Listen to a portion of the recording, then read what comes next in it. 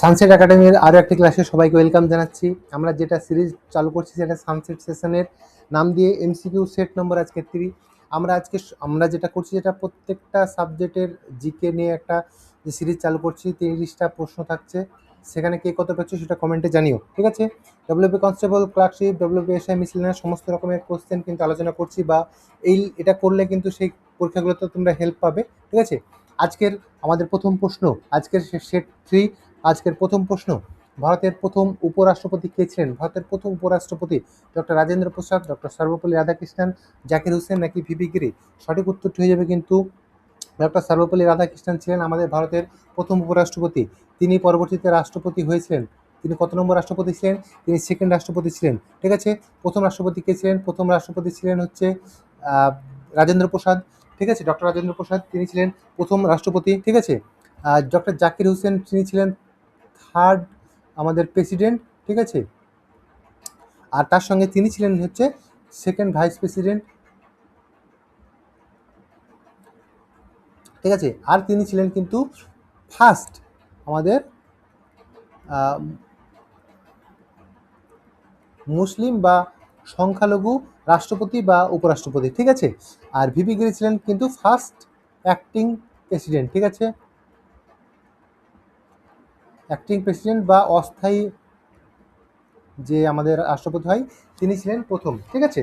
তো চলো, একটু ইম্পর্টেন্ট ছিল বলে দিলাম, ঠিক আছে? পরবর্তী প্রশ্ন, গারো পাহাড় কোন রাজ্যে অবস্থিত? গারো পাহাড় মেঘালয়, মিজোরাম, ত্রিপুরা নাকি মণিপুর? সঠিক উত্তর হয়ে যাবে কিন্তু মেঘালয়। মেঘালয়ে গারো পাহাড় রয়েছে, ঠিক আছে?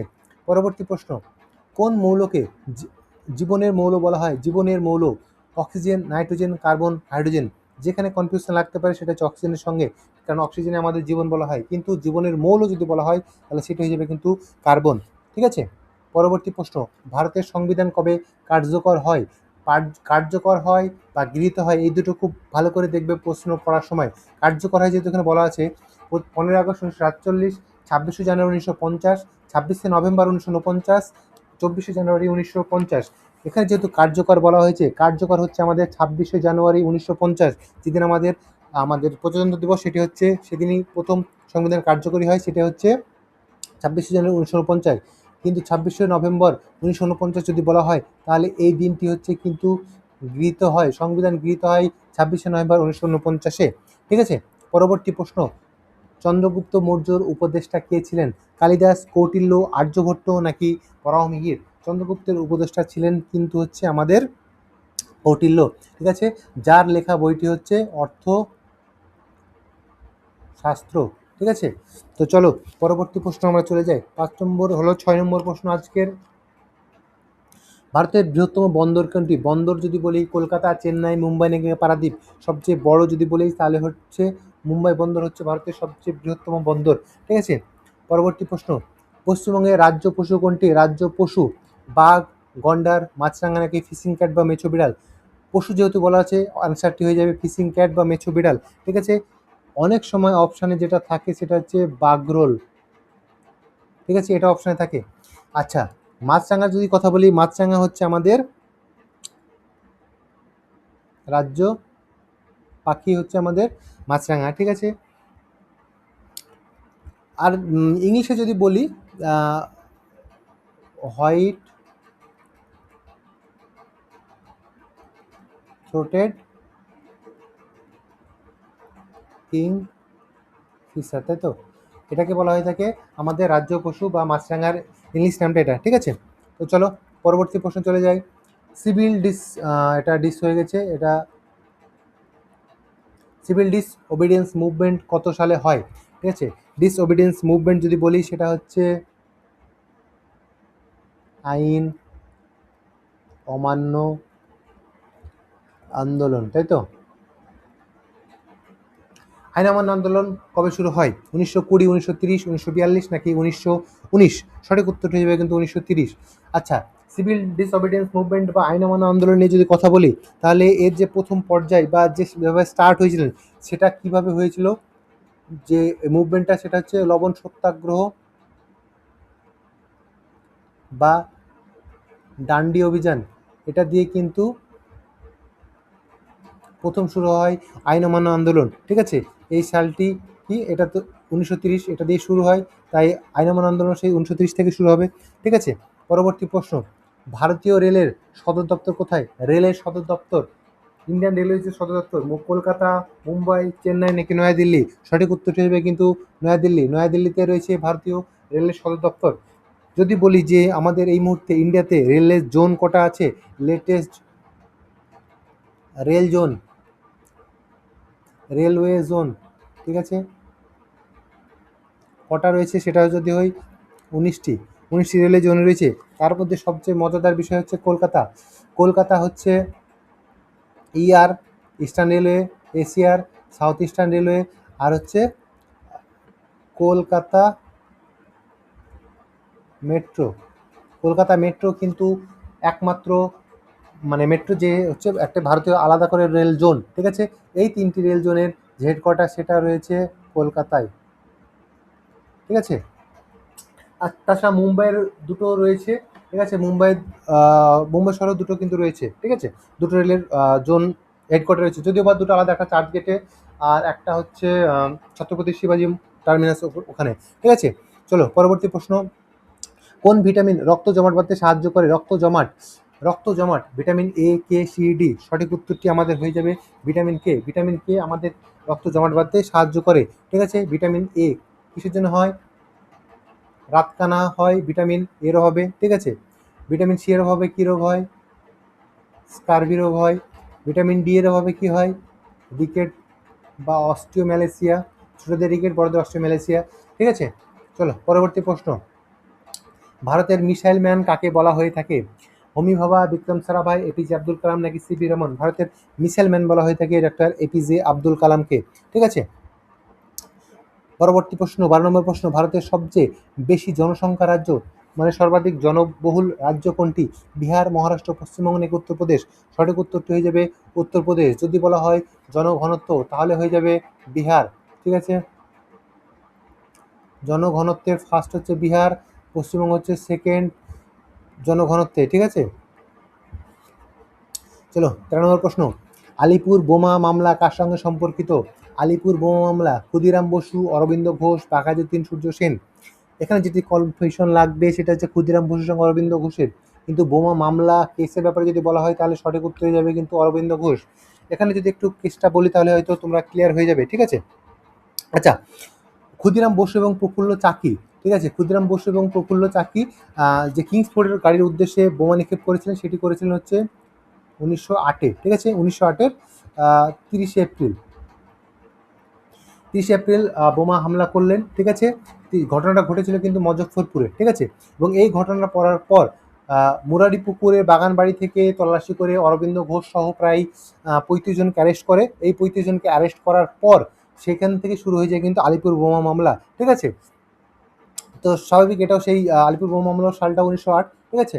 তো আলিপুর বোমা মামলার সঙ্গে সম্পর্কিত বললে কিন্তু অরবিন্দ ঘোষই কিন্তু মানে অ্যান্সার হবে, ঠিক আছে। চলো পরবর্তী প্রশ্ন চলে যায়, আরবিআই কত সালে প্রতিষ্ঠিত হয়? 1935, 47, 50 নাকি 28? সঠিক উত্তরটি হয়ে যাবে কত? 1935 সালে। 1935 সালে আরবিআই আমাদের কি বলছে প্রতিষ্ঠিত হয়।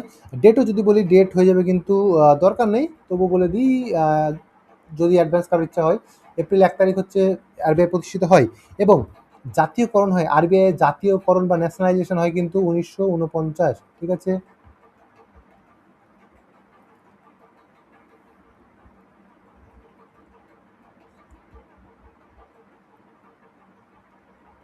ঠিক আছে। আচ্ছা, আগের প্রশ্নটার একটু যদি বলি বাঘাযতীন সূর্য সেনের ব্যাপারে। বাঘাযতীন কোন যুদ্ধের সঙ্গে জড়িত? বুড়িবালামের যুদ্ধের সঙ্গে জড়িত। সেটা কত? 1915। আর সূর্য সেন মানে প্রসিদ্ধ কোনটার জন্য? সেটা হচ্ছে চট্টগ্রাম অস্ত্রগার লুণ্ঠন, সেটা কত? 1930-এ, ঠিক আছে। ঠিক আছে, চলো এটা হয়ে গেল। পরবর্তী প্রশ্ন চলে যায়, কাঞ্চনজঙ্ঘা ভারতের কোন রাজ্যে অবস্থিত? হিমাচল প্রদেশ, উত্তরাখণ্ড, সিকিম নাকি অরুণাচল প্রদেশ? সঠিক উত্তরটি হয়ে যাবে কিন্তু সিকিমের যে কাঞ্চনজঙ্ঘা। মানবদেহের বৃহত্তম গ্রন্থি কোনটি? মানবদেহের বৃহত্তম গ্রন্থি অগ্নাশয়, থাইরয়েড, যকৃৎ নাকি পিটিটারি? সঠিক উত্তরটি হয়ে যাবে কিন্তু যকৃৎ বা পিটিটারি, যকৃৎ বা লিভার হচ্ছে আমাদের ভারতের বৃহত্তম গ্রন্থি। ঠিক আছে, পরবর্তী প্রশ্ন, ভারতের প্রথম মহিলা গভর্নর কে ছিলেন? আগে দুদিন ধরে বলে আসছে অপশনগুলোতে যে ভারতের প্রথম গভর্নর ছিলেন এটি, প্রথম মুখ্যমন্ত্রী ছিলেন ইনি, প্রথম রাষ্ট্রপতি ছিলেন ইনি, প্রথম মুখ্যমন্ত্রী প্রধানমন্ত্রী ছিলেন ইনি।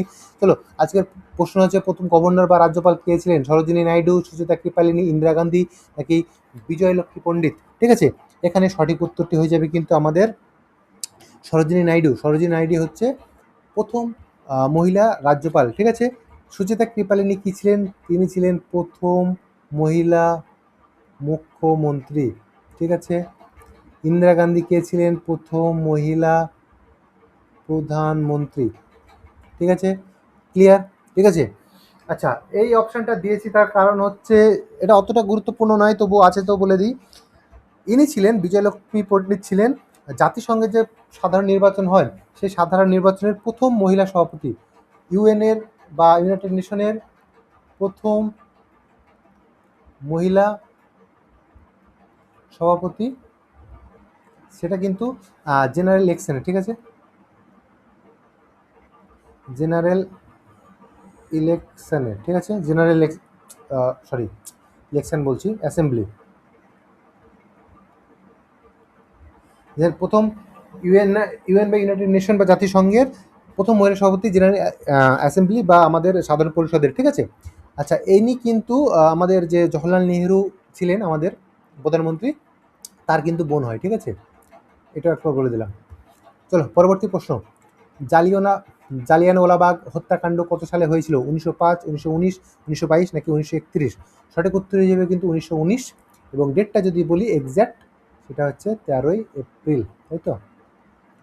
আচ্ছা, কে গুলির আদেশ দিয়েছিলেন? মাইকেল ও ডায়ার। ঠিক আছে, পরবর্তী প্রশ্ন, পশ্চিমবঙ্গের কোন জেলায় হাজারদুয়ারি অবস্থিত? নদিয়া, মালদা, মুর্শিদাবাদ, বীরভূম? এটা মুর্শিদাবাদবাসীদের জন্য খুব সহজ প্রশ্ন, কিন্তু আশেপাশে যারা জেলা আছে তারাও কিন্তু মুর্শিদাবাদ ভ্রমণ বলতে কিন্তু হাজারদুয়ারি ভ্রমণটাকেই অনেকে ভেবে থাকে। তো যাই হোক, হাজারদুয়ারি হচ্ছে মুর্শিদাবাদে অবস্থিত। পরবর্তী প্রশ্ন, কালো সোনা কি নামে পরিচিত কি? কয়লা, পেট্রোলিয়াম, লোহা, ইউরেনিয়াম? সবাই যেটা সবচেয়ে বেশি ভুল করবে এই প্রশ্নটাতে, ঠিক আছে, সেটি হচ্ছে যে কয়লা দেখার পর সঙ্গে সঙ্গে সঠিক অ্যান্সার করে দিবে যে কালো সোনা মানে কয়লা। ঠিক আছে, কিন্তু সঠিক উত্তরটি হবে পেট্রোলিয়াম। কালো সোনা যদি বলা হয় তাহলে পেট্রোলিয়াম বা ক্রুড অয়েল, ঠিক আছে, সেটি হচ্ছে কালো সোনা। কয়লা যেটা বলা হয় সেটা হচ্ছে কালো হিরে। ঠিক আছে, কালো হিরে বা black diamond. Black diamond, black diamond বা কালো হিরে হচ্ছে কয়লা। কালো সোনা যদি বলা হয় তাহলে পেট্রোলিয়াম বা ক্রুড অয়েল। ঠিক আছে, এটা একটু ভালো করে দেখবে যে সোনা বলছে নাকি কালো হিরে বলছে। ঠিক আছে, পরবর্তী প্রশ্ন, গোদান এর লেখক কে? গোদানের লেখক কে? শ্রীলাল শুক্লা, নাগার্জুন, প্রেমচাঁদ কি রাহুল সাংকৃত্যায়ন? সঠিক উত্তর হয়ে যাবে প্রেমচাঁদ বা মুন্সি প্রেমচাঁদ হচ্ছে গোদানের লেখক। ইনার আরও একটা বই আছে যেটা হচ্ছে কর্মভূমি, এটা খুব ফেমাস আর কি একটি বই, প্রেমচাঁদের লেখা। ঠিক আছে, তো চলো পরবর্তী প্রশ্ন চলে যাই।